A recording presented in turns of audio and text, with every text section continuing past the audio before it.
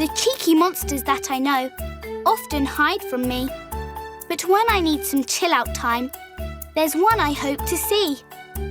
When cheeky monster Spike comes round, we happily daydream and chat about the things we love, like keeping our earth green. Good idea, Spike tells me. There's so much that we can do. Let's make a scrapbook of our plans and perhaps some posters too. So one time at the park, I spied Spike rummaging about. Naughty little bugs, I said, and started helping out. We called, "Please come and join us! Cheeky monsters all around!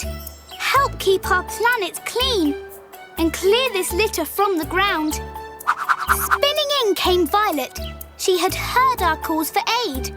Then Drago, Rocky and Glitter joined our tidy-up parade. "Thanks, that's better," Spike exclaimed. "Explorers, follow me. Along the winding path we go. What new things will we see?" Through swishy grass, across a stream, we started to explore. We spotted buzzing bugs and plants we'd never seen before. Then Spike said, "Cheeky monsters, help is in need at the double. I can see more litter and a ladybird in trouble."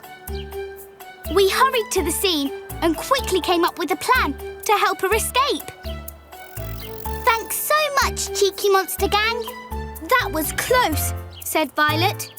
"Is there something we can do to stop the littering of our park and help our bug friends too?"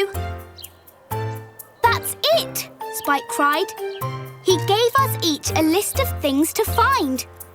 Like bricks and sticks and moss, we wondered what he had in mind.